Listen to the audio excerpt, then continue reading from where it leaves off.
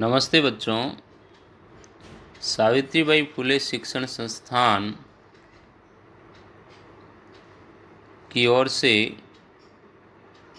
BEd first year में learning and teaching subject में व्यक्तिगत विभिन्नता एवं उसके अध्ययन की विधियां के टॉपिक पर हम आज अध्ययन करेंगे। व्यक्तिगत विभिन्नता का हम अर्थ देखते हैं तो उसमें इसमें ये जानकारी हमको मुख्य रूप से प्राप्त होती है कि प्रत्येक प्राणी अपने जन्म से ही विशेष शक्तियों को लेकर जन्म लेता है। ये विशेषताएं उसको माँ, उसकी माताजी और पिताजी के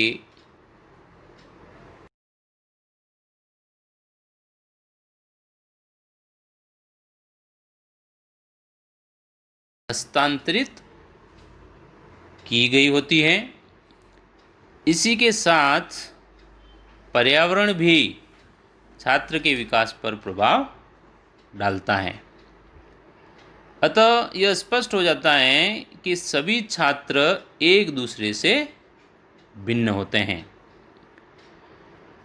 एक कक्षा या एक समूह के विद्यार्थियों में विभिन्न प्रकार की जो भिन्नता पाई जाती हैं वही क्या है? व्यक्तिगत भिन्नता कहलाती है। व्यक्तिगत भिन्नता का अर्थ हम देखें तो इसमें हम यह देखते हैं कि जब दो बालक विभिन्न समानताएं रखते हुए भी आपस में भिन्न व्यवहार करते हैं तो इसे व्यक्तिगत भिन्नता कहा जाता है।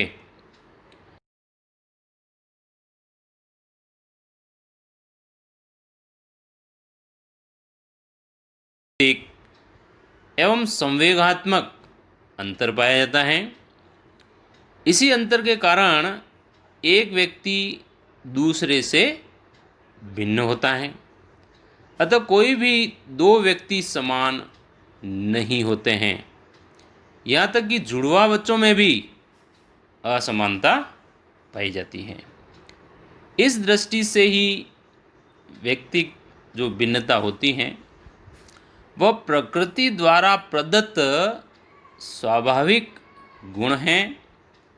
इसमें हम विभिन्न डेफिनेशन अगर मनोवैज्ञानिकों ने दी है उसमें हम देखें तो मुख्य रूप से स्किनर ने बहुत अच्छी बात इसमें कही है कि व्यक्तिगत भिन्नता में संपूर्ण व्यक्तित्व का कोई भी ऐसा पहलू सम्मिलित हो सकता है जिसका माप किया जा सकता है। कितनी अच्छी बात इन्होंने कही है। इसी तरह से टायलर ने जो भी है वो भी बहुत अच्छी डेफिनेशन इन्होंने दी है। इन्होंने कहा है कि शरीर के आकार और स्वरूप, शारीरिक गति संबंधी क्षमताओं, बुद्धि, उपलब्धि, ज्ञान, रुचियों, अभिवृत्तियों और व्यक्तित्व के लक्षणों में माप की जा सकने वाली विभिन्नताओं की उपस्थिति सिद्ध की जा चुकी है। ये टायलर कह रहे हैं। अब हम बच्चों व्यक्तिगत विभिन्नताओं के जो प्रभावी कारक हैं उन पर दृष्टि डालते हैं। व्यक्तिगत विभिन्नता का जो प्रभाव है वो अधिक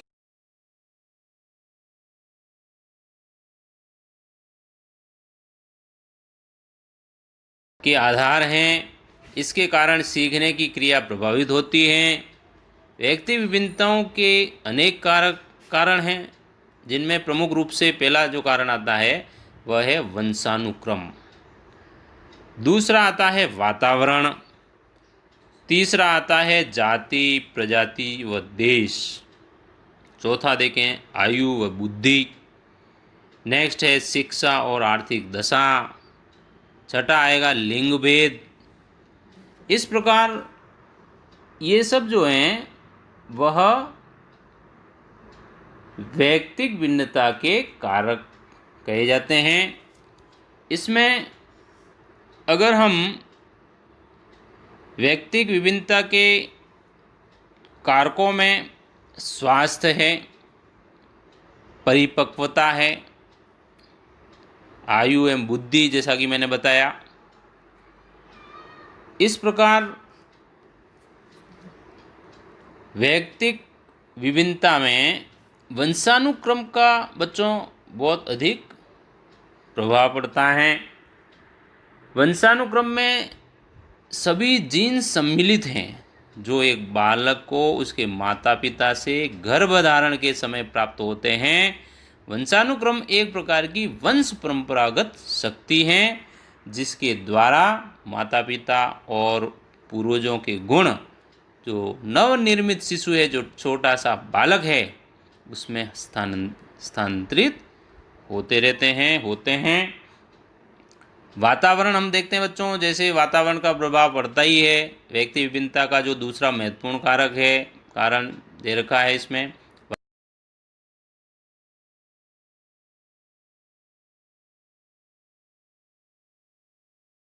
हम निवास करते हैं उसी अनुरूप उसका व्यवहार, रहन सहन, आचार विचार आदि भी प्रभाव डालते हैं। जाति प्रजाति का भी प्रभाव पड़ता है।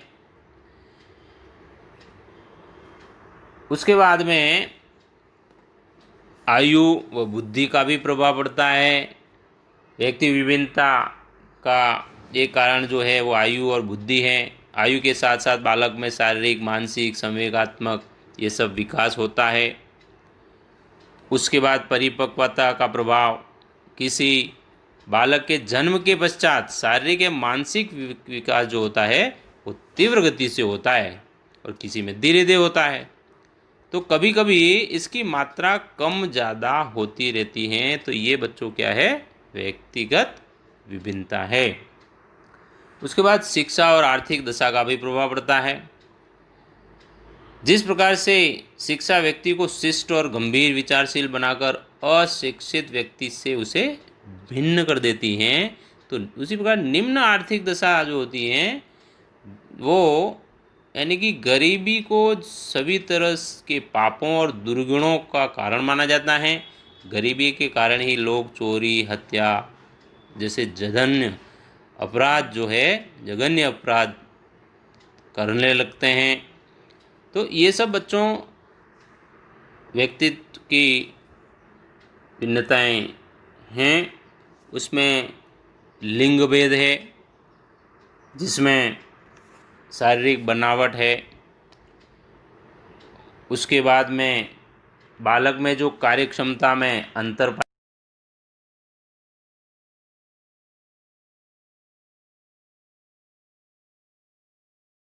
अधिक तथा बालकों में शारीरिक कार्य करने की क्षमता अधिक होती है। बालक गणित और विज्ञान में बालिकाओं से आगे होते हैं, जबकि बालिकाएं भाषा और सुंदर हस्तलेखन में बालकों से आगे होती हैं। बालकों पर सुझाव का कम प्रभाव पड़ता है पर बालिकाओं पर अधिक पड़ता है। इसमें कुछ वेरिएशन भी हम देखने को मिलते हैं हमको, लेकिन स्किनर महोदय ने ये बहुत अच्छी बात कही है।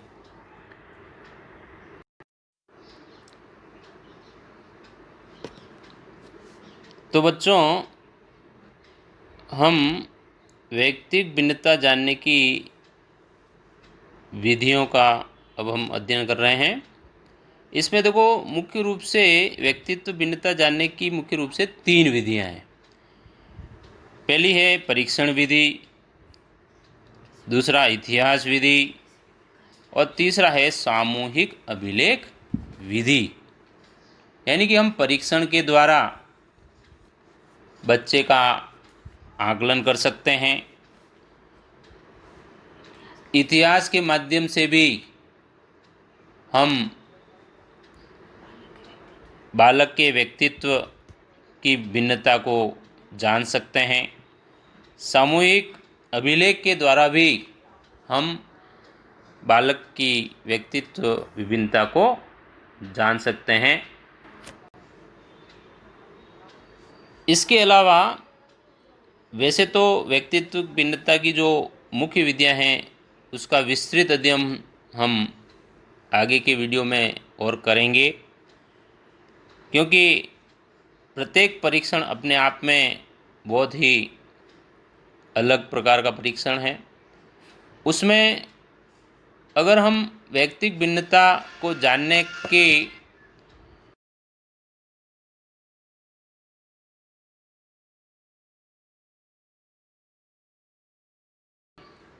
उपलब्धि परीक्षण, अभियोग्यता परीक्षण, निदानात्मक परीक्षण, अभिवृत्ति परीक्षण, व्यक्तित्व परीक्षण और अभिरुचि परीक्षण, इस प्रकार ये सब जो हैं वो व्यक्तित्व को निर्धारण करने की विधियां हमने देखी। उसमें बुद्धि परीक्षण में बच्चों इसके द्वारा व्यक्ति की मानसिक भिन्नताओं का पता लगाया जाता है। उसके बाद उपलब्धि के द्वारा भी हम उसका परीक्षण कर सकते हैं। उसके बाद में साक्षात्कार, प्रश्नावली, निर्णय विधि, प्रक्षेपण के द्वारा भी हम व्यक्तित्व परीक्षण कर सकते हैं। अभिरुचि परीक्षण में व्यक्ति की रुचि तथा रुझान का पता जो है हम व्यक्तित्व विभिन्नता का पता हम इस परीक्षण के द्वारा हम लगा सकते हैं। अभिवृत्ति परीक्षण में व्यक्ति की किसी वस्तु, व्यक्ति या किसी के प्रति उसके आदर्श के प्रति अभिवृत्ति का पता हम इस विधि के द्वारा लगा सकते हैं। तो बच्चों आज हमने व्यक्तित्व विभिन्नता के बारे में अध्ययन किया। अब हम अगले वीडियो में मिलेंगे, तब तक के लिए नमस्कार।